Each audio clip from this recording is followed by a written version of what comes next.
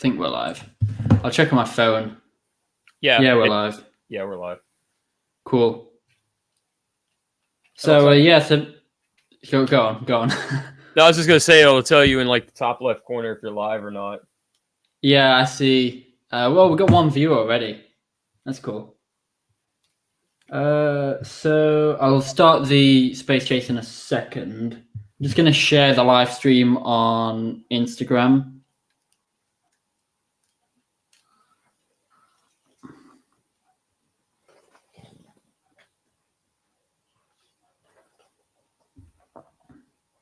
I do have some questions on. Oops, sorry, that's Facebook. I do have some questions on Instagram and on my YouTube short, so I'll answer those when we've watched Space Chase, and then we can get to all the questions. Okay, that sounds good. I'm not sure if there's a bit of lag there. I don't know if that's on my end or not.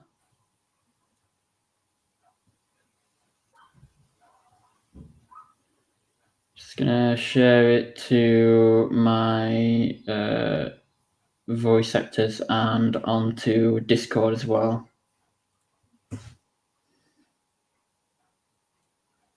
So, Empa, why don't you just quickly introduce yourself, who you voice in the series, and I guess just your channel, really. I'm sure people know who you are, but... Well, I am Input. I am in-PUT reviews and customs, and yeah, that's pretty much it. I do I do stop motions. I have a second channel where I post all my stop motions.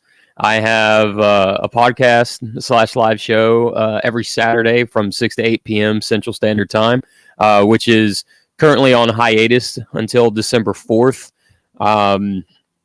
But just to celebrate holidays with family and get stuff together and whatnot, and do all that stuff. And but yeah, in that live show, we just finished reviewing every G1 cartoon episode ever. Oh my gosh! Wow. So the live show, we've been running every Saturday for a year and a half just to get that accomplishment. So we just finished that up, and then the next episode thing, whatever you want to call it, that we're going to review will be on December 4th, and we're going to be taking a look at Scramble City, and then we'll have possibly have a New Year's bash like we did last year on my co-host Danny Dolphin's channel, possibly. That's still in the works, trying to figure stuff out for that, and then we're coming back sometime mid-January. And we're going to start review for the Transformers Anime Headmasters. And yeah, and then on my stop motion channel, and if this gets too long and you want me to shut up, just be like, hey, shut up, Input. But No, you're good. You're good. And then over on my stop motion channel, I am currently making Transformers Season 5, which is a continuation of the G1 cartoon. And then I'm also doing a short series called Transformers Deep Cover, which is based on the character Deep Cover and his former police partner Drive-By, which I just took the Walmart exclusive Deep Cover and renamed him Drive-By. So it seemed fitting. And then, so yeah, that miniseries is going on. And then after that's finished, Transformers, Amalgamus starts. There's a trailer up for it on the stop motion channel over there too, for that little series that's about to start here soon. And that series is going to be a little bit longer than Deep Cover. Deep Cover was just a 30-second short that exploded into like 6 or 7 episodes. So was never supposed to be too long. But yeah, it's man, that's pretty much me in a nutshell, man. It's usually the case, like you do like a one-off thing and it just becomes a bit of a theme. Like for me, I said years ago, when I was doing the Christmas specials, I thought to myself, I've never done a Halloween special. And this little voice in the back of my mind said, Daniel, do not start another thing off like Halloween. And here I am like 4 years later, still doing Halloween. But honestly, man, that's what's awesome though. You know, it's like Yeah. if you can keep that consistency and keep that holiday, I guess like those holiday posts and stuff. Like your Halloween specials are great. Your Christmas specials have always been just funny to me. I don't know. It's just they've always been a blast to watch. So, and I think that's kind of like it's kind of what you become known for, man. I feel like, or like your holiday specials, right? So yeah, they're like very popular. And the thing with like the Christmas special that I never really I do have a vague plan, but I never overthink it. Like with my my cinematic universe, a lot of the time I will think like deep in the story because it has to continue and make sense. Whereas the Christmas special, I'm just like, okay, what wacky idea can I come up with this time? Right. But that's part of the fun, though. Yeah, we got All Hail Megatron 1000 here as well. Welcome, and yeah, I love the Lugnut ones. They're just like those goofy ones where you don't really have to take anything seriously, and the characters can do a full 180. Oh yeah, absolutely, and you're not like constricted to anything, you know, like I find the hardest thing about doing the G1 continuation that I've been doing is you have to keep those characters in that character, you know? Yeah. Like so Ultra Magnus, G1 Ultra Magnus would never murder the crap out of somebody like he would in IDW, right? So yeah. I think the thing that I love as well is the headmasters with Rodimus. I don't know if you've seen headmasters yet, but oh yeah, I have. Yeah. Oh, okay. Well, potential spoilers for Headmasters if anyone cares, but I'm pretty sure people will have heard of this. But I love the bit with Rodimus where Cybertron basically gets blown up pretty much, and they're all homeless, or, well, planetless, shall I say? And then Rodimus, like everyone is just distraught, emotional, and Rodimus, at least in the English dub, is just like, you know what? I think I'm gonna travel for a while. I'll see you all later, and he just takes off with Cup and Blur. Oh no, that's pretty much what happens in the anime. Like that's pretty much a perfect translation of it. Yeah, he's like, okay, guys, we're gonna go find a new planet, and then after that, I'll be back, and then you never see Rodimus Prime ever again. Like throughout every series after that, you never see him. You know, so yeah. Did he find a new planet? I don't know. He must have. Mm-hmm. That's what I'm thinking. Hey Benno, good to have you here.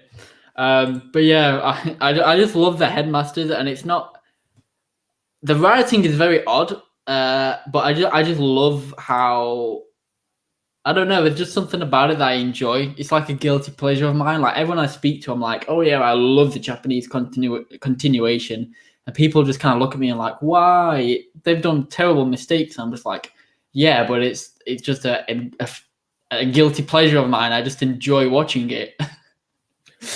I mean, there's nothing wrong. I prefer the Japanese continuity over the American continuity, just because everything just expanded in that continuity. Yeah. You know, everything's part of the same continuity. Like alternators is G1. You know, Kiss players is G1.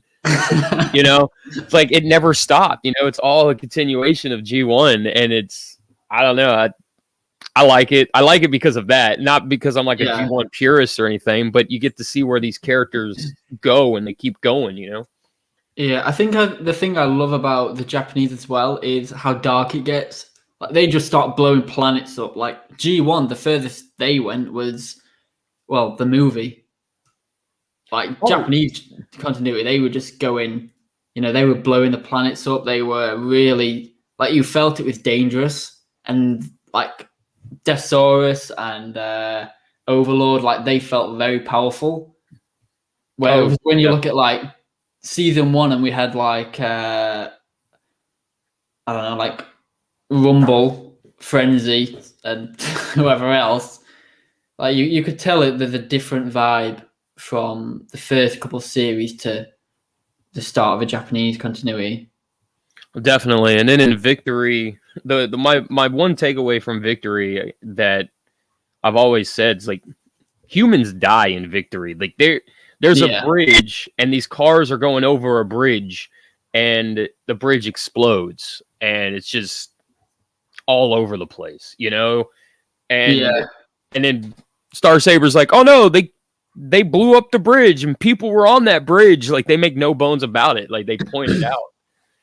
I think that's one thing Transformers doesn't do, is they don't kill humans. Like, look at any series, and I was watching Transformers Prime earlier. That is so dark, but they don't really do anything with humans. And if they do kill them, they don't really they don't expand upon that. It's just like, oh, it's dangerous, and they don't. I don't know. They just don't seem to elaborate on human deaths, whereas they just kill Transformers left and right. And that's something I want to try and do in my series, is just kill a load of humans, so people are like, oh, they're actually going to come here and literally kill people. Well, I will say, to be fair to G1, I mean, Daniel does end up getting paralyzed because Snapdragon, you know, bites him and throws him. Oh yeah, wall, that's right? true. So. That's true. I mean, that's pretty high stakes, right?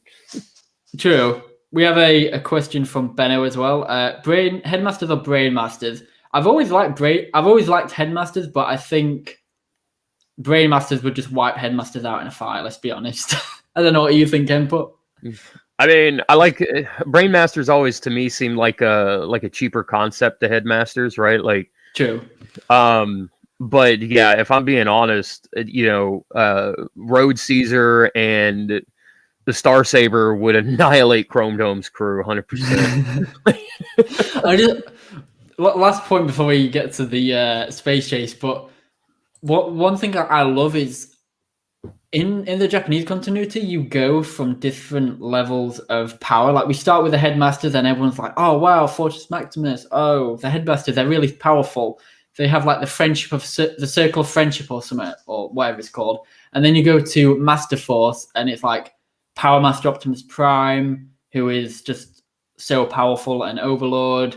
Well, we start off with Metal Hawk and everything that's powerful. Then we go to Optimus or Jinrai, and then it steps up again in Victory with Deathsaurus, Star Saber, then Victrilio, and then we step up again in Zone with Diatlas, and it's like, oh, what's next? And then we have Super Megatron. It just, every time we go to a new every time the continuity goes to a new series, it takes a power level up with it. Oh yeah, definitely. And like, you really see that towards the end when you start to get to Operation Combination in the manga. You know, like, you get Star Convoy and Super Megatron, and and then you start getting like aliens that aren't Cybertronian, that are, you know, like made out of like vines and tentacles and black holes and all kinds of other crazy stuff. That's one thing I've never done, is read the manga, because one, I can only read English. I used to be really good at French, but it's all gone out of my head now from school. But I just don't know where to buy the mangas anyway. Like, I mean, I guess they'll be on eBay, but even then, it's not really good if I can't read it. So I would love to get an English version. The manga got released in English. I have that, but like the Legends manga and everything like that as well. Like, they're all in Japanese. So. Oh no, those get fan translated on like TFW 2005 and stuff, so you can read them. Oh really? Yeah. Oh well, I know what I'm gonna do later. Thank you. Yeah, no problem, man. I didn't know that. Yeah, should we start Space Chase? Yeah, man, ready when you are. Okay, let me go. If the audio is too loud or too quiet, let me know and I'll try and alter it.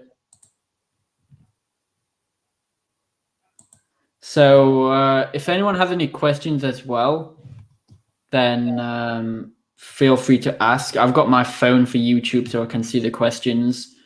And input, if you have any questions about like how I did something or just anything in general, then, you know, feel free to just do commentary, I guess.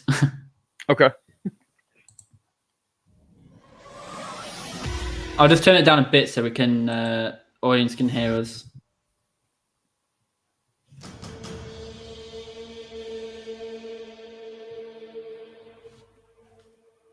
One thing that I did actually want to talk about in the live stream is everything on this episode. I don't know how clear it came across, but everything in this episode is from Swerve's point of view. That's actually a bit loud. But yeah, everything is from the Autobot's point of view. So we have like the white noise in his ears. We have the ear ringing. Because when he crashes and he gets out, we can hear like his like audio, if you will, that he's hearing is all like echoed and everything because his dad just had a crash. So eventually it fades out because obviously he gets in battle and that becomes more of a priority. So the echoiness of his hearing just kind of like dissipates slowly. Please hurry. And what editing program do you use? I use a few different ones, but the main thing that I put everything together and do effects on is Hit Film Express. So what I usually do is for the lines and everything, I use Audacity. To put the shots together, I'll use Windows Live Movie Maker just to get the smoothness of the shots and add the lines in for the mouth movement. So I'll do shot by shot. So if there's 12 photos, then I'll just put each one in 12, then the next set of photos, and then I'll put them all into Hit Film and edit. But I do the mouth movement in Paint.net. So I use quite a variety of programs. Okay.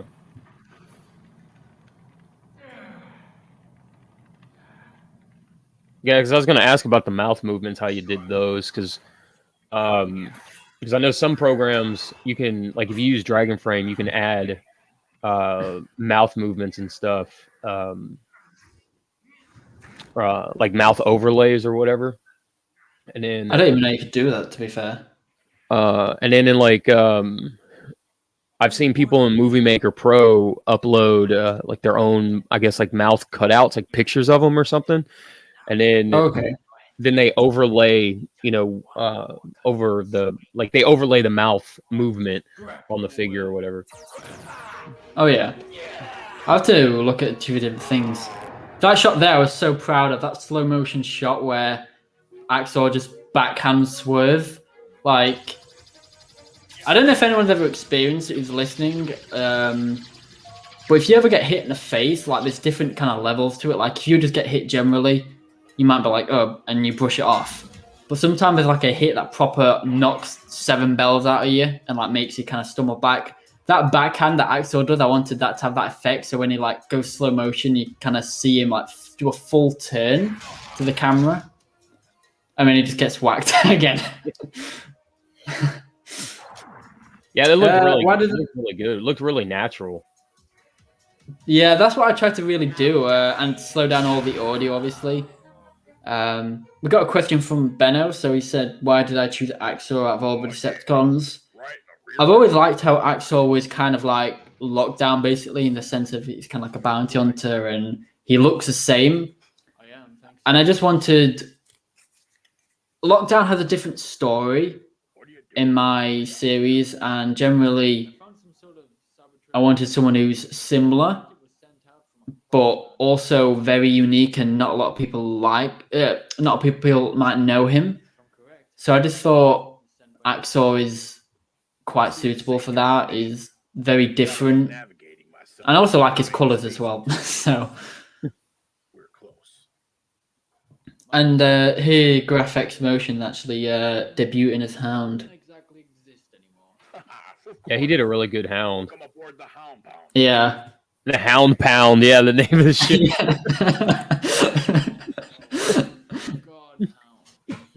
Oh man, when he said, I had the same reaction that what was it, Sideswipe had. I was Swerve. like, or Swerve, sorry.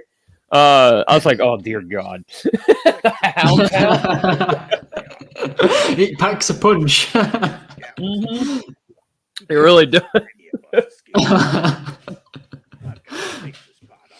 One thing I want to do with Swerve as well is have him young but not too young. So like if we said like Bumblebee and Psytype are in their like mid-20s, Swerve would be in his 30s. I know that's a very odd thing to say, but I wanted to kind of like make Swerve sound young but mature. Yeah, I get that. Here you are. Here you are. There you go, on the blue one. Is that a Halo figure? Yeah, they both are. So okay. Originally, I was thinking, I could customize a Halo Brute to be Garnak, and then I was like, this Brute it's got so many childhood memories of playing with it. I don't want to ruin it if I customize it. And I was trying to search for another Brute figure or just another figure in general, and I never could find one. So it got to the point when I was thinking, I'm going to have to just use my childhood figure. And it actually turned out really good. So now I've immortalized it in my stop motion.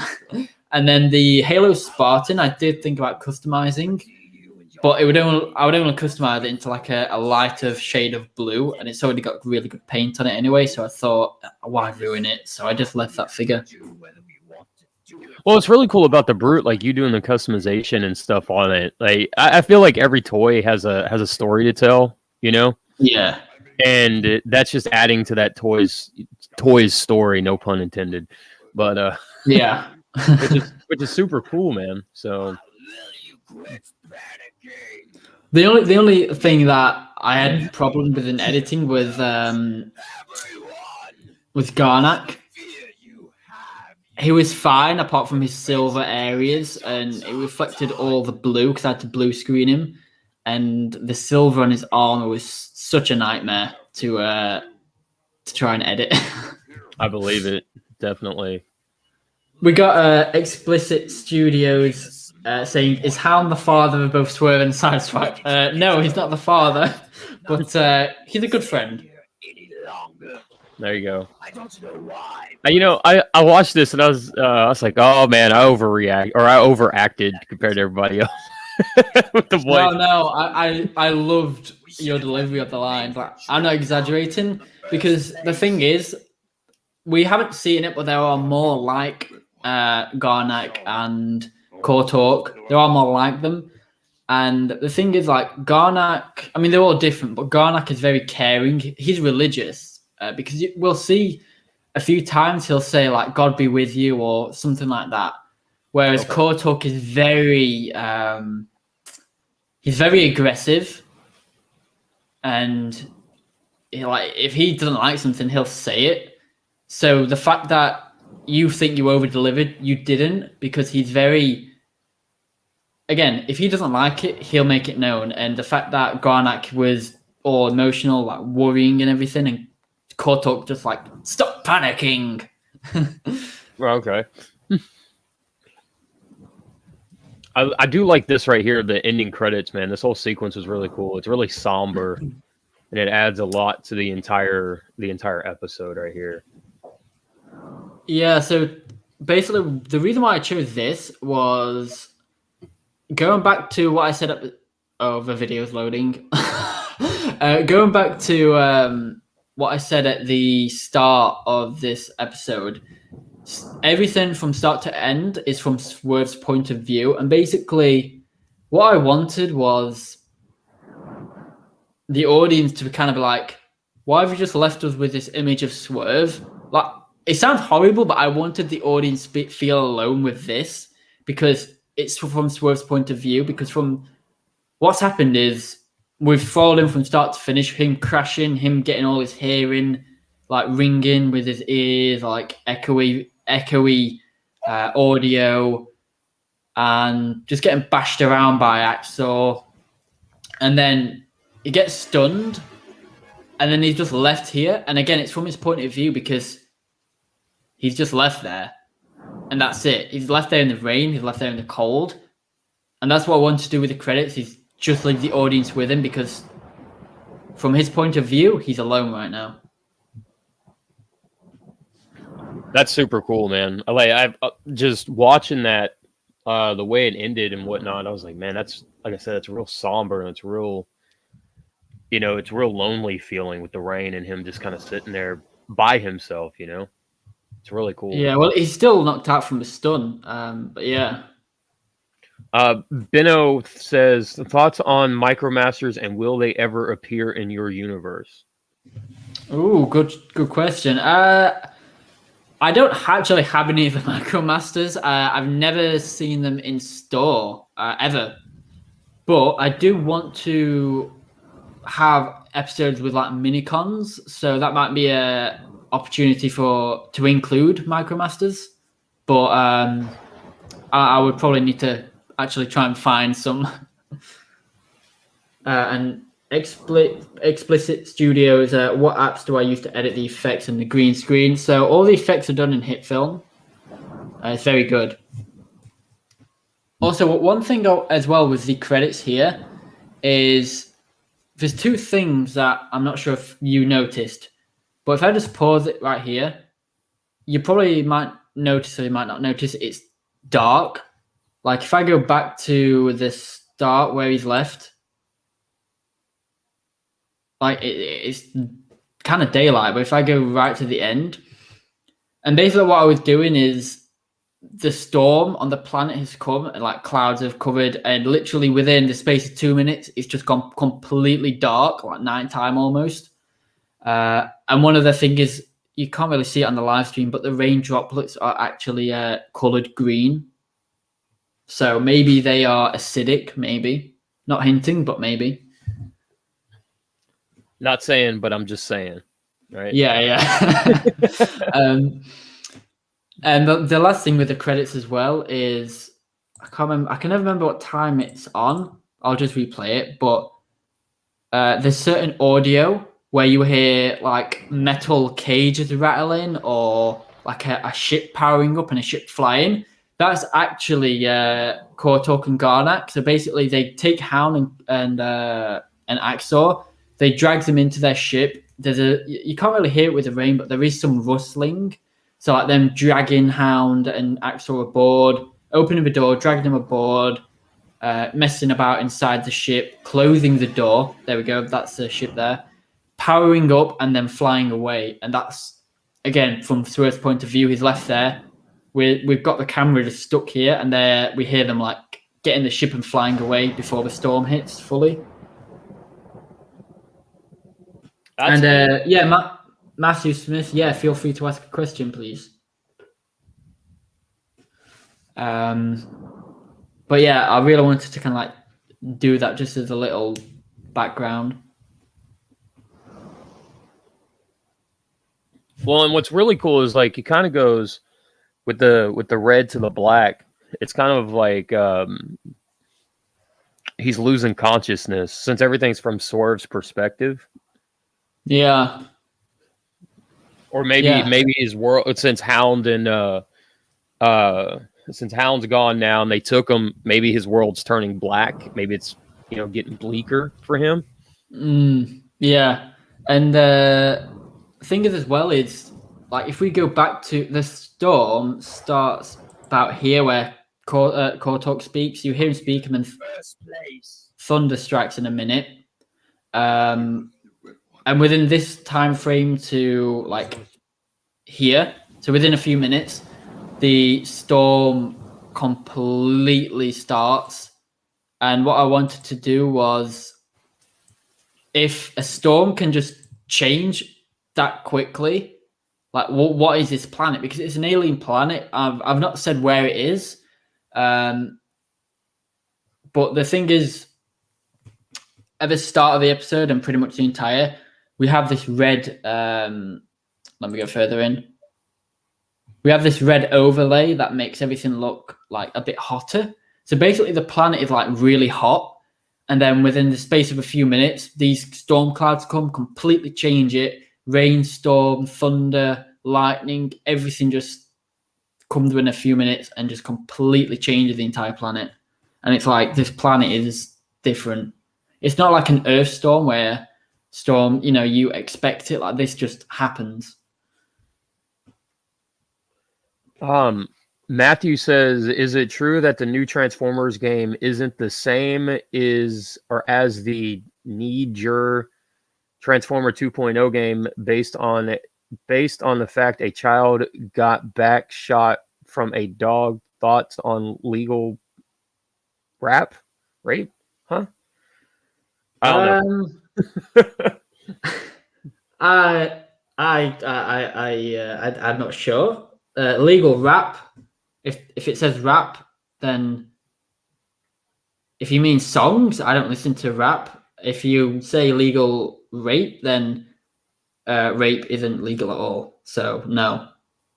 But as for the game, I haven't really heard much news about Transformers games because the thing with games, I don't know if you've noticed this, but Transformers games, like rumors start about a game and then they'll just disappear so quickly. Like I find Transformers games have a hard time of taking off personally.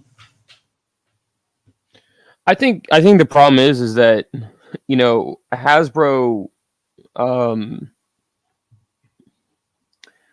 I think, well, it's not just Hasbro. I think companies nowadays, they want to, what I call Call of Duty money. They want to make that Call of Duty money. And if a game makes, you know, $7 million and you know, that's not good enough. So it doesn't get a sequel, or it doesn't, you know, or whatever the case may be. And then mobile games right now, every game out there has microtransactions. So if they can make something that, you know, gets $1 from you every 30 seconds or every day or whatever the case is, you know, they're going to lean more towards doing something like that than throwing a game out there for $60 and then not making a return on it after that. Yeah. Benno asks, which combiners exist? So we saw 2 combiners already, actually, in the Accursed Gateway. Right at the end, there is Bruticus and there is Defensor. So those 2 exist. I do want more. I've always wanted the Constructicons, but I never know where to use them because I don't have any plans to have them in like the Earth Wars. I do want to have them on Cybertron, but I don't want to just kind of include like a massive combiner just for the sake of it. But I do want to have them, at least the Constructicons, in Cybertron in some capacity. And if the Constructicons ever appear, what figures would I use?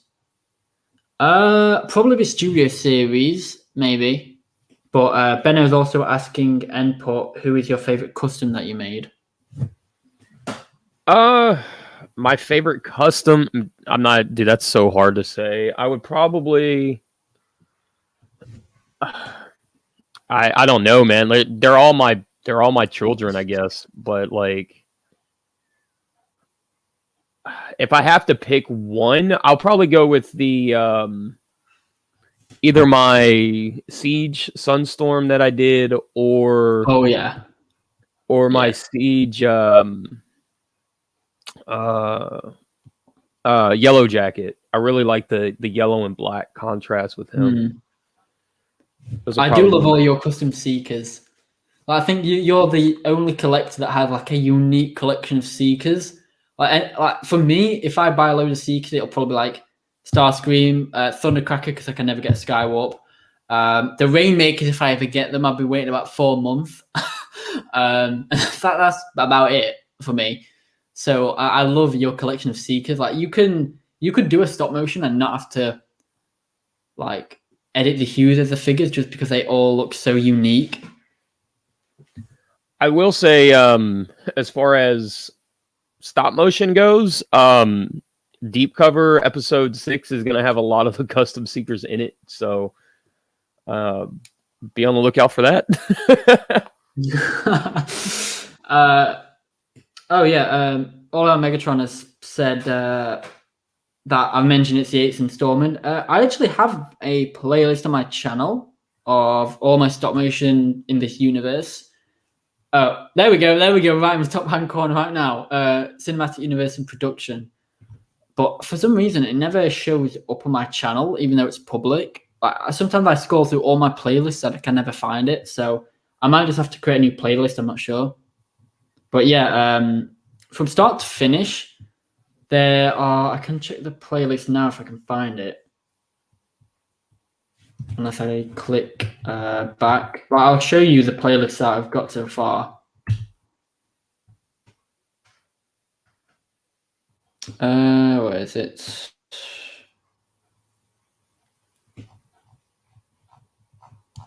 Okay, now my stream has frozen the page. There we go. How do I get the playlist back up? Is that it? Nope. There we go. That's the button. I was clicking the wrong button. Yeah, this is the playlist.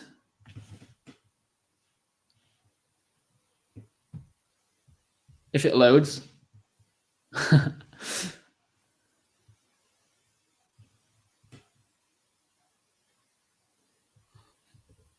Wow, my internet's really bad right now.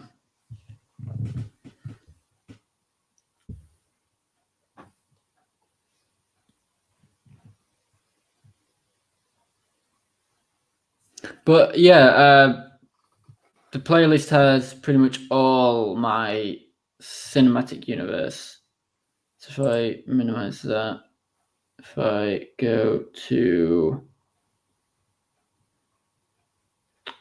Oh, it's so laggy.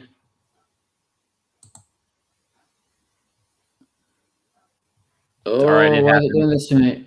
Yeah. Okay, so I'll just have to show it on here. But basically, it starts with the Accursed Gate. Oh, now it loads. Now it loads. Okay. It's live TV, ladies and gentlemen. I know. Good job. I'm not like doing it live on TV. Right. So it starts with the Accursed Gateway. Then we go to Head Start, Dark Science, Twins, which was Halloween special. Also, Accursed Gateway was a Halloween special with a collab with Harrison Gottfried. Space Chase, another Halloween special. They all kind of clump together. Dawn Encryption Part 1 to 3, Trans-Scanning, 1,518 Days, Halloween again, Training, Exercise, End of Days, and then a cut of Twins, 1518, and Accursed Gateway altogether. And basically, there's a lot more coming in between, but there are certain events what happen either immediately after or before. Like, for example, Dark Science takes place pretty much before Twins. So basically, Shockwave discovers something in Dark Science, and in Twins it's mentioned. So basically, that invokes something that happened in Twins. And then Twins follows on and is continued in First Stand of the Records, which I'm still producing. Space Chase, that will lead on from Arrival to Earth, which I haven't made yet. I've written it, I just haven't made it.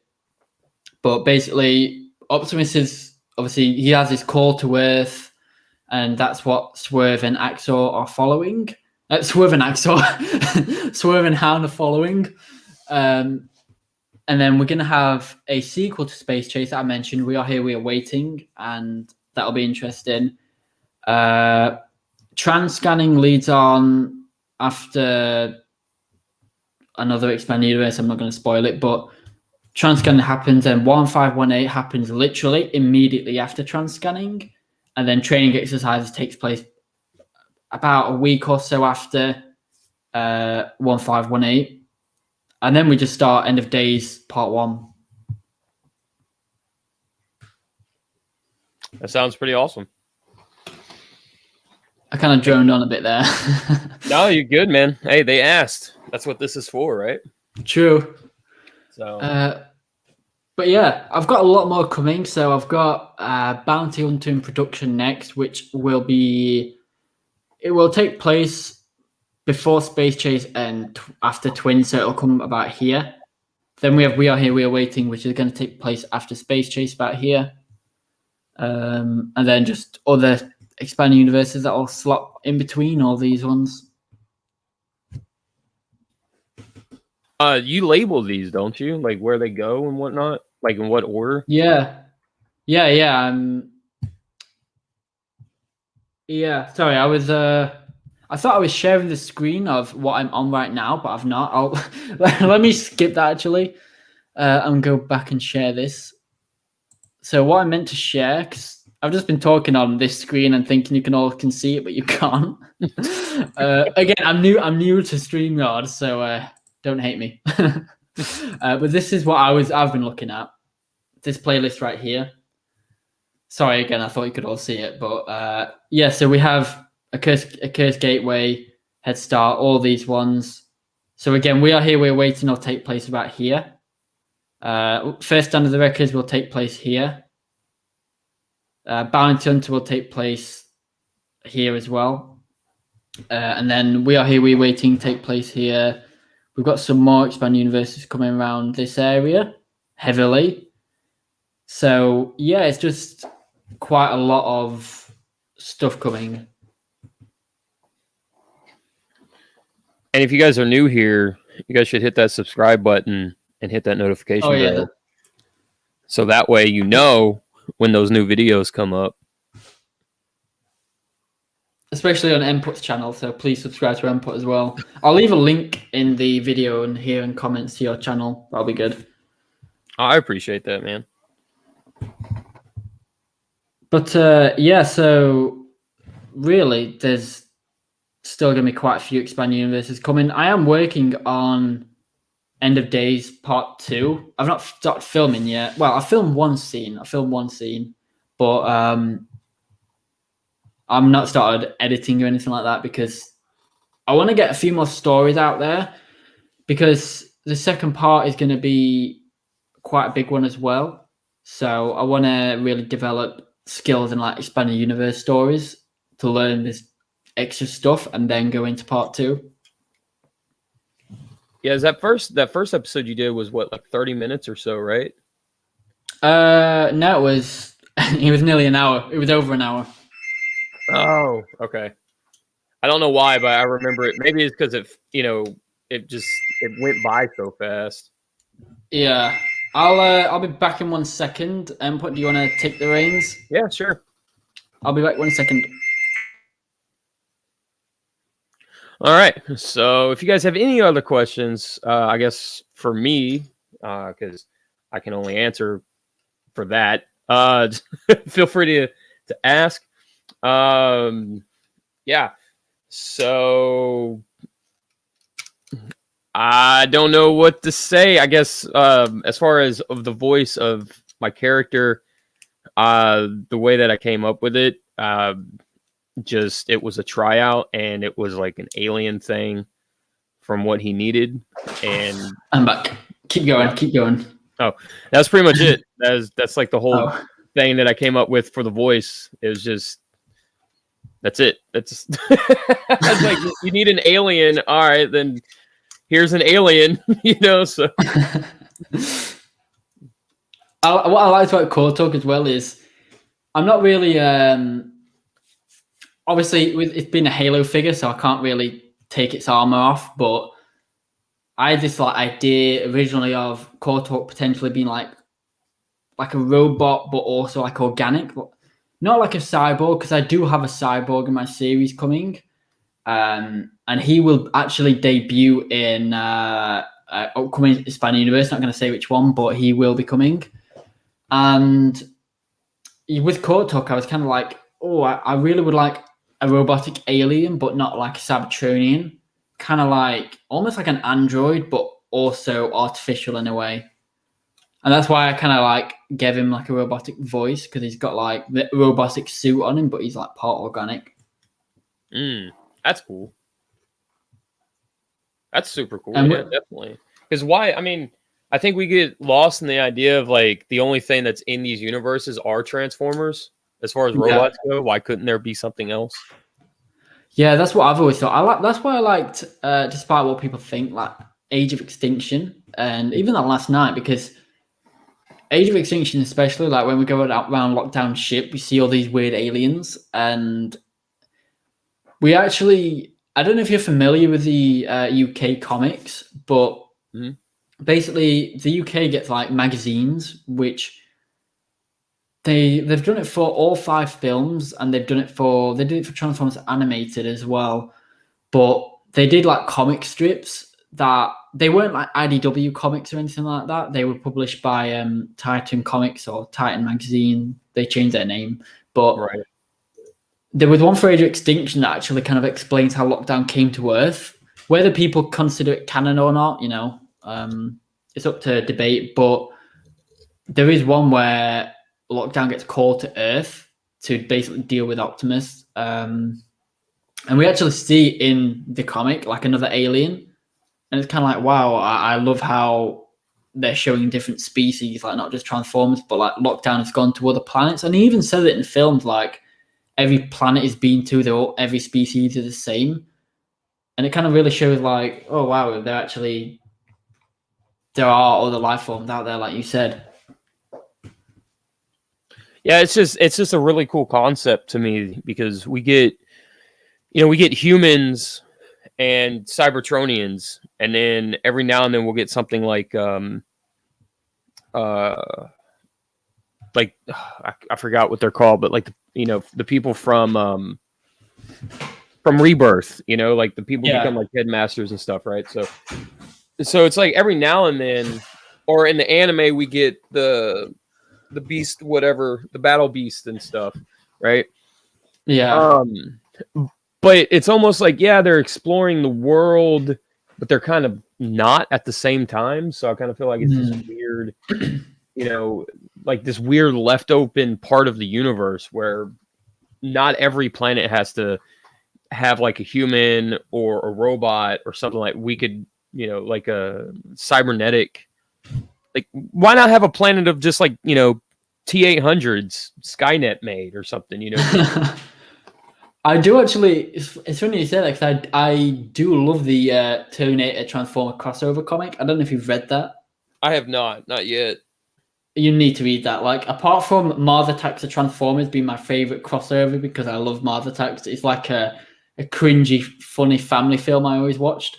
But the Terminator comic crossover, that is probably my second ever favorite crossover comic. Like, that's actually insane.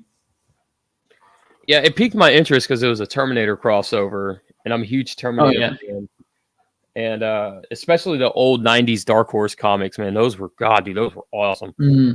But I just haven't got around to reading it or picking it up yet. So I think as well with Aliens and Transformers, like that's why I had Garnak, because as far as I know, no one has ever voiced Garnak, even officially, because Garnak's only ever been in the IDW comics. I don't know if you're familiar with Garnak or not, but Garnak is only ever in the IDW comics, and I really thought it's not a wasted character, but it's just for him to be in the comics and never show up anywhere ever again. It's kind of sad.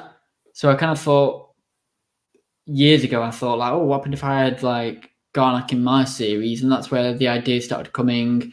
He will be in other installments of my universe, but he's never appeared in TV shows. So as far as I know, Space Chase is the first like video Garnak has ever actually been in.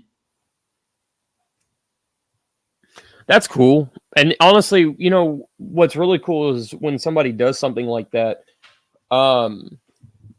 there are people out there who might feel the same way, but they don't, they might not write stories or whatever. And then they'll find like your channel and then they'll go, oh man, that's so cool. I'm glad somebody decided to do something with them.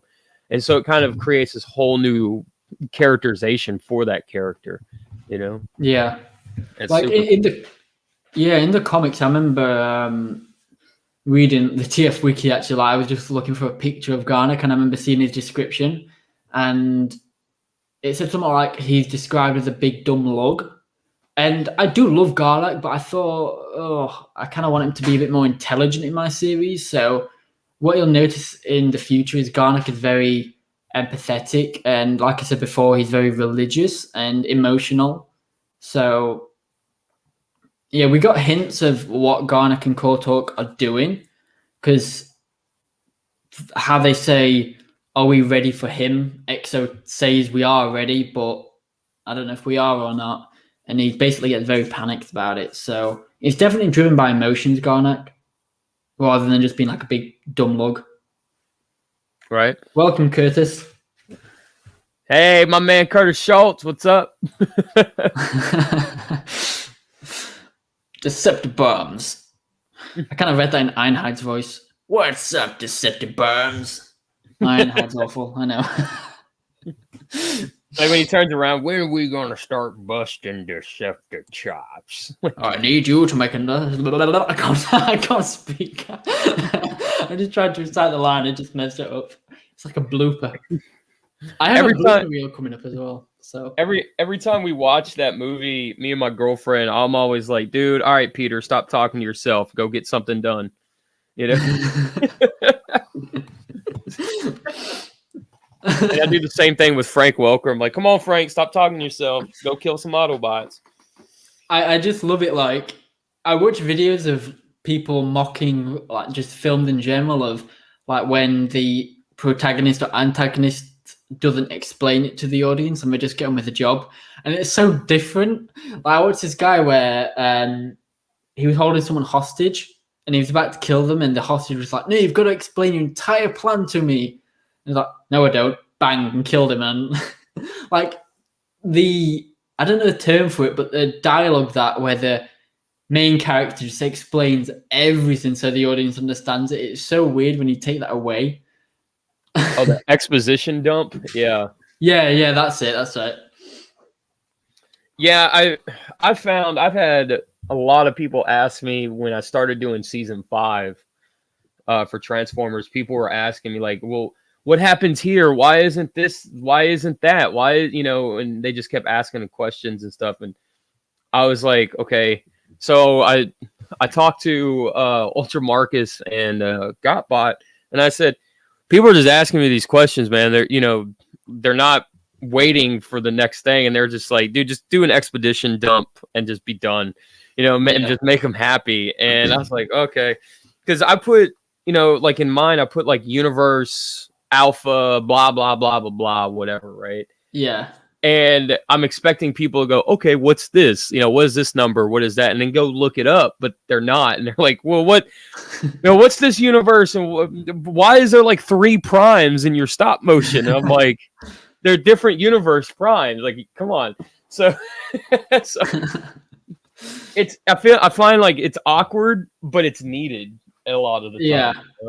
I think as well, like, one thing I want to do with Space Chase as well is, even though Axel kind of does expedition dump, he does it on purpose, because I don't always like to, like you said, expedition dump everything, but with Axel, with his character, what I wanted was he's very what's the right word? He's very he takes pleasure in like kind of like torturing his victims in a sense, and that's why when we see he throws Swerve onto the floor in the first place, that's why he doesn't swing down and kill Swerve straight away. That's why he like waits until Swerve kind of looks up and like, what do you want from me, Axel? And that's when he explains. And that's not because I thought, oh, I need to tell the audience what's happening. That's because I thought Axel will take pleasure in telling Swerve he's basically going to die and then chop his head off. And obviously Swerve shoots Axel first, but yeah, that's one thing I wanted to do with Axel, is just kind of, say that he takes pleasure in really stretching out what he's going to do, basically, and why he's going to do it. Well, I mean, he's a bad guy, right? I wouldn't expect anything else from a villain. Anything less from a villain, I should say. But I will say that. Go on. I was just gonna say, like, but stuff like that, actually, I feel like it really adds to characterizations and stuff too. Yeah. It's like as well with when Swerve crashes initially, like we see Axel literally just walking to the camera with the action shot away from his ship, but he's so calm and slow, and like he manages to walk very slowly all the way from his ship to basically like cling on to Swerve's ship at the top when he jumps at him. Mm-hmm. So like Axel is just having a blast, really, like in his own mind, while Swerve is just panicking. Yeah, I think honestly, was it Curtis? Oh, you're paying my transfer. Yeah, I think what you've done here, man, is super cool. And I mean, like I said, that's pretty much all I could say. Is like it just like the ideas and stuff that are coming through, I think are really, really cool and really well done. Thanks. The one thing I tried to do with this one as well. Well, I tried a few different camera movements, but the fight was entirely improv, because normally what I do is I plan a fight out, like literally. I don't know if you've read my other scripts, but I will plan a fight out and I'll write it very specifically, like every single move the character makes, every punch they throw, whether it's a hook, a jab, a cross, whatever, every kick. I write it very in detail, and that's not to bore the person reading it. So when I film, I know exactly, what stance a character needs to be in, how they are throwing the punch or whatever like that. And with this one, I tried to look on YouTube like 2 swords versus 1 axe, like how that would go down, and I couldn't find anything. So I took the very risky approach of improv in the fight when I was filming it, and I think it turned out quite good, because I tried to really have Swerve interact with the environment. And again, Axel is very calm. Like Swerve is holding that big metal thing from his ship, that big metal panel, and Axel just kind of chops right through it and then pulls it away and then hits him.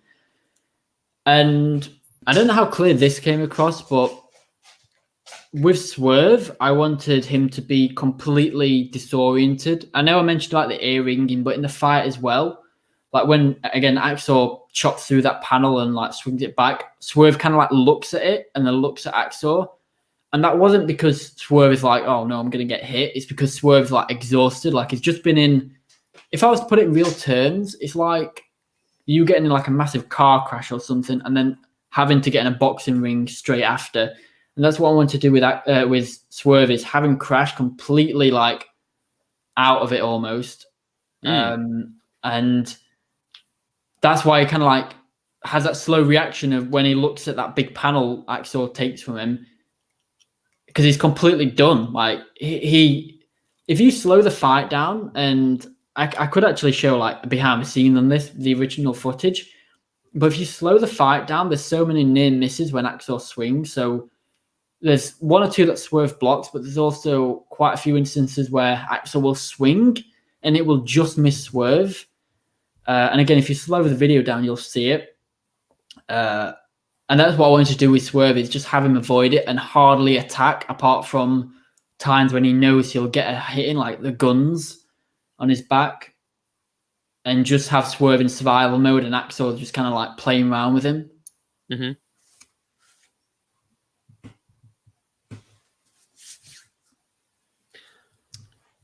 Oh, I thought there was more. I'm sorry. No, that was it. That was Okay. But that's what we're just going for. Just Swerve is in survival mode. Axel is just in torture mode, and it's only Hound that saves Swerve, because if Hound was not there, I'll say it like straight, Swerve would have died. I mean, yeah, he's definitely like he just got into his ship crash landed, right? So yeah, from I don't even know an altitude that high, like it's just I understand what you're saying. Like you just got into a car accident, now you got to go fight. Yeah, yeah. That's what I kind of went for. Just like a complete. The thing is, like Swerve did okay. Like he did actually get some blocks in. He did a backflip, but that's only because like he's that sort of character where we can, we're like sideswipe. He can do all his stunts with his wheels. And it's only because of that. But then within a minute or two, Swerve tires out and he just like can't continue. And that's why he just gets knocked around so much, and really just doesn't put many hits in, really, apart from one or 2 swings, and that's it, really. So I got to put you on the spot, man. When's part 2? Or when's the continuation? the continuation. I'm actually going to be asking for lines. I think the deadline is very soon. I'm going to extend it, but I'll be filming that hopefully within the next couple of weeks. Okay. Oh, my dog's barking at something, so I may have to go. I'll be back in 1 second. Okay. So in a few weeks, you guys, or about maybe 2 months, whatever, you heard it. So the second part of the story will most likely be up and continuing and all that stuff. And I'm excited to see it. I don't know if I'm in it, but I'm excited to see it. So yeah, I hope you guys are excited to see it too. Like, I think he's got something really cool going on here, and yeah, man, I don't know. Like I said, I'm super excited to see it. So, I don't know what else to say. It's lucky because I'm back. No, my dog's barking, and I didn't want them interrupting the live stream anymore, so I kind of just took care of it. But yeah, so for part 2, that'll be hopefully very soon. It's going to be longer than Space Chase. Okay. But it will continue a story. Whether it is to what people think, I'll leave that out there. But it's a story that I've written. I wrote it ages ago, and it's just one of the things that I've kind of added to every now and then and changed little things up. But Input will be starring in The Poet. You'll be in The Poet. That's one you're in soon. Okay, cool. I think you know who is in that one, and by the title of The Poet, that's a hint of who is in it. Yep, I know who's in it. But yeah, I think that's everything I needed to say, unless I just think of something randomly. But if you have any questions or anything you want to say, then just feel free. Honestly, man, no, I don't. I don't. I'm usually better at this stuff though, but yeah, I don't, man. If you guys are, if you guys are here because I shared out the live stream and stuff, like, share, comment, subscribe, do all that stuff for Transformers Fan. And the dude's got a hell of a back catalog, so go back and watch his back catalog. 100%. I'll leave the link to the playlist in the comments, not the live chat. I'll put it in the comments because it'll just be easy to find against the live chat. But yeah, I'll pin it as well. Okay. So yeah, man, that's really all I gotta say. That's all I can add, really. And I look forward to The Poet. I really want to see that kind of come to I really want to see the ending of that, because not the ending, but like, the ending, the culmination of everything, right? Because because when I voice act for anybody, and I've told this to Ultra Marcus, I've got this, my mic is stood up and I'm standing up and my arms are waving around and I'm, like, I am the character. I'm in that character's mode or whatever, so if I'm supposed to be playing like a murderous serial killer or something, like I'm choking the air like in front of me, and I'm like, die or something, it's just like I'm acting it out. So that's good though. So for The Poet, I was like reciting lines, and I was like, had my hand on my chest and my other arm out, and I was like, and then to be or not to be, it's just like. So I'm really, I can't wait to see, like, what you put to the lines, just because of me acting it out as I was, voice acting it, right? So, one thing before we end this is, I've always found, I hear a lot of official actors, like in film, and they all say, oh yeah, we filmed a segment like 12 months ago, and it's weird because you don't go back to that and you just see it when it's done like a year and a half later. And I guess that's what it's like for you. Like for me, when I'm writing, filming, editing, and I'm listening to like your lines day in, day out, I get so familiar with it. So I know like exactly, obviously, what's going on. But like for you, it must be like you just read a script, submit it, and then you just don't hear anything apart from the the updates, and then you see it. So I've had that in projects that I'm in before as well. Like I've been in All Hell Megatron series where I voiced a certain character, and then when it finally comes out, I'm like, oh yeah, this is it. The work I did a couple months ago, this is it, and it's such a weird feeling to be on both ends. One, the actor of submitting, a month later you see it, and then, well, not even months, sometimes years, in case like end of days, and then the other one of like being the producer of it and constantly doing it. It's such a weird, different feeling on both ends. Yeah, there have been times for All Hell Megatron where I've submitted something and then and this is even like for you too, where I've submitted something and I'm just like, and then the video pops up, 4 or 5 months later or whatever it is, and I'm like, oh yeah, I did play the Red Power Ranger in that. It's like, or and it's not it's not like a knock on anybody or anything else. It's just like for me, I just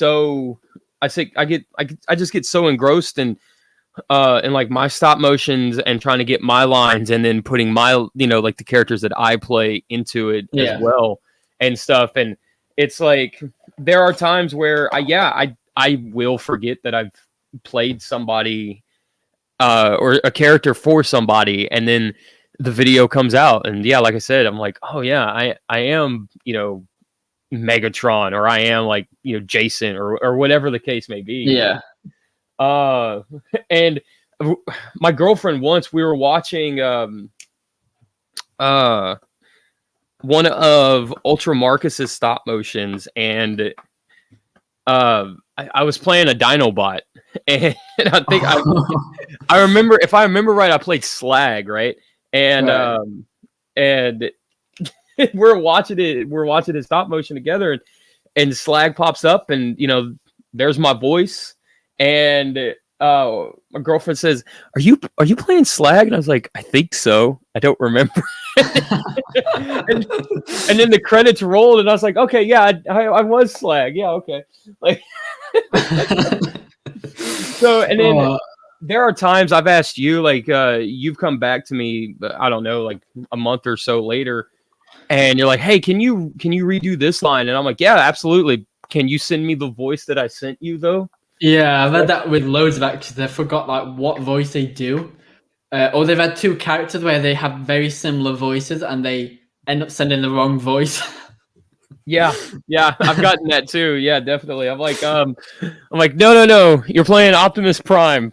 Not not Luke Skywalker or whatever. I need the Optimus Prime voice, and then and then I gotta wait like another week or something to get their lines or whatever. It happens, man. Especially like when you rely on. I rely on like maybe like 8 people for voices, Right. Yeah. And so when you rely on when you have like your own little, I guess, like crew that you kind of ask for lines for, it does get crowded like with their lines, right? Because like mentally, like I said, they get mixed up and stuff too, just as easy as I would. So I totally understand it. The thing I love to do is I really like to get to know my my cast members. Some I get to know more than others, but equally I love them all. They're all great in their own way. But I find sometimes really, like, I've FaceTimed loads of people before. Like I've done loads of FaceTimes with Harrison Gottfried, and we've really delved into certain characters. And even Derek B, he voices First Aid, Quake, and quite a few others. But we've really FaceTime and gone deep into like the psychological elements that might not come to the surface. And I have been wanting to do a live stream like this with you, but one-on-one, like discussing their characters like in depth. So I could do one with Derek about the psychology of Quake and really delve in. And that's what I want to do in the future. But I really find getting to know the actors can really help, the communication, because once you talk to someone, they become like your friend.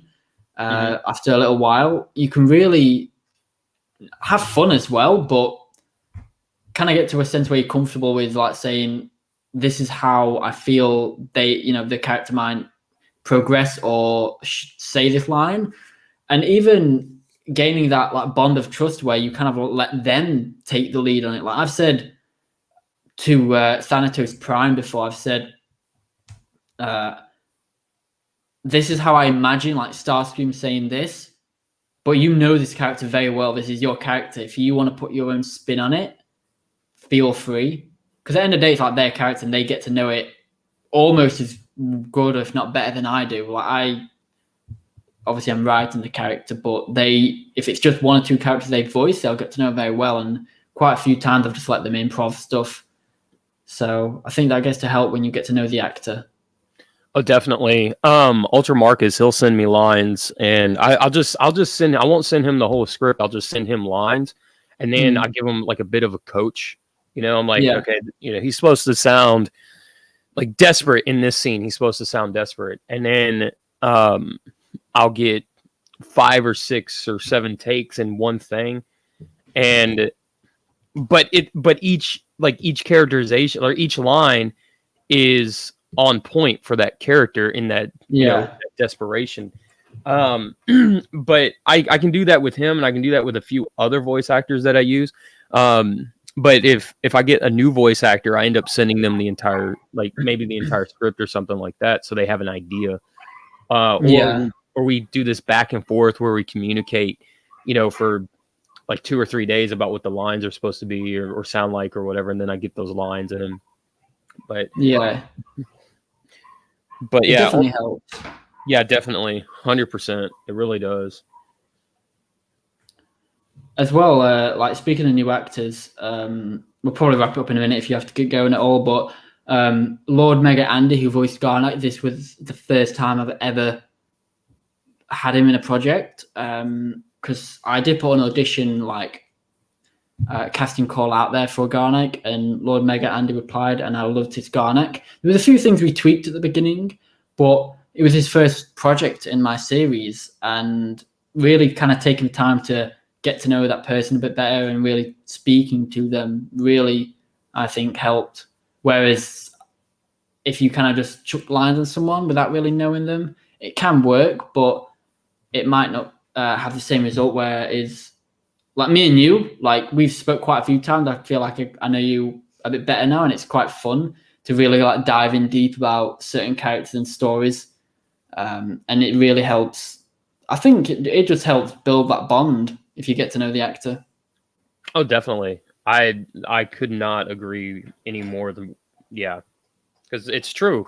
It's 100% true. Because you want people that you can work with and kind of understand what you're going for and stuff, Yeah, definitely. But you also want that camaraderie there, that just that's really all it really boils down to. Because like you don't want to go into work, right? And how many times have we gone to a job and we're all like, man, I don't want to work with Karen today, God, right? Yeah, I get you. Like that happens with me. Like when I work with someone I know well or I like, the time will go so quick and it'll be so fun. And then when I'm with someone like who either doesn't like me or it's just awkward, I'm kind of like, well, this is going to be a long shift. Yeah, absolutely, 100%. Yeah, that's like I keep bringing him up, but like Ultra Marcus, he'll let me have some free reign over characters. Like he'll be like, here's your line, and then I'm like, okay, and then I'll do multiple takes like he does me, and then he'll use the one that's just the most obscure. I don't know, like I'll throw like random movie references in there, but I'll change them up to make them Cybertronian or something, right? Yeah. Like instead of like I can't wait for Mind Wipe. And if the audience don't know, basically on Bonfire Night, I'll be releasing The Rise of Draculus, which is the first like expanded universe story of my Christmas special. It's got the same cast in. It's just at Halloween. I'm doing a Christmas special, but this is like a Halloween bonfire night sort of creepy special. And input is it's Mind Wipe. So stay tuned for that. Yeah, it was super fun to voice Mind Wipe. It was kind of like. Sorry, I keep interrupting you. You go. No, I was gonna say. So it's like it was super fun to voice them. So I really can't wait to see what you do with the lines and stuff I sent you. I know I sent you some stuff, man. Like yeah, like I remember when I asked you about Mind Wipe. I trusted you enough to kind of say, "Do you want the role?" Like you didn't have to audition. I kind of just like, hey, it's not a serious thing. Like it's not a serious sort of tone. It's just a jokey thing. But do you want Mind Wipe? And then I asked you like, what voice do you plan to give? And I was thinking like a bad British accent or something. Like I love that. You asked and I think my reply was like an American trying to sound British. That was gonna be yeah. But yeah, that'll be coming hopefully bonfire night. So I think unless you've got anything else to say, I think that might be a good place to leave it. We've covered quite a good range of stuff here. Oh man, I don't. I'm at a loss for words for very few time in my life. So yeah, I think it's probably a good place to leave it. And so we should do this more. Yeah, definitely. I got to get you on whenever at some point in time, whenever the show comes back, man. I'll reach out so you can. That's awesome. Do the podcast and stuff with us and. Yeah, that's awesome. The thing is, like, calling, like, I have it with my other voice actors because we're all in different time zones. Like, we've got some in the US, which in different states. I'm in the UK. We've got people in Australia. So it's like some people are 7 hours behind, some are 8 hours behind, some are 12 hours ahead. And it's kind of like, that's so awkward with the time zone. And especially now, like, the clocks have gone backwards an hour in the UK. I mean, I guarantee some other country will have it go backwards or forwards, and it just messes with my mind. Oh, we haven't. Yeah. Oh, sorry. Go ahead. I cut you off. I was just gonna say we'll try and sort something out. Yeah, definitely. I was gonna say like we haven't even had our clocks go back here in the US yet. So we had it done. When was it? Sunday. Oh, yeah, Sunday. I think ours goes back. I think in like 2 weeks or 3 weeks or something like that. Okay. But yeah, they haven't gone back. So that would make it even more awkward for you for like the next few weeks. We'll sort something out though. We'll sort something out. Oh yeah, definitely, man. Like I said, I'm like I told you, I'm available whenever. You just got to give me like a heads up so I can. Yeah. But yeah, I think that's probably, like I said, a good place to leave it. But honestly, thanks for joining and just thanks for having fun. You can never really predict like calls or live streams. Like I've had it when I've had a plan to like do something with the other voice actors and we've gone off topic. Like here we were talking about the headmasters at the start, then Space Chase, then we went into like each character's depth, and then we went on to everything else. So yeah, it's good to kind of go in open-minded in streams, I think. Yeah, man, it's totally awesome. And you gotta do it open-mindedly, otherwise you'll never do it. That's how you should approach life, right? Do everything open-mindedly. And yeah, definitely. So I'll end the broadcast. So if thanks to everyone to joining. If you can subscribe to Input, I've linked his channel in the chat, and I'll also put it in the comments when the video has gone to an all video. I don't know how long that takes, but yeah, I'll leave the playlist link as well in the comments. So yeah, thanks to everyone who's joining, and thank you, Input. I appreciate you being here. Yeah, man, not a problem. Thanks for having. All right, well, I hope you and everyone watching has a good day and just a great week in general. So thanks for joining, Input, and I will speak to you soon. All right. Sounds good. Till all are one.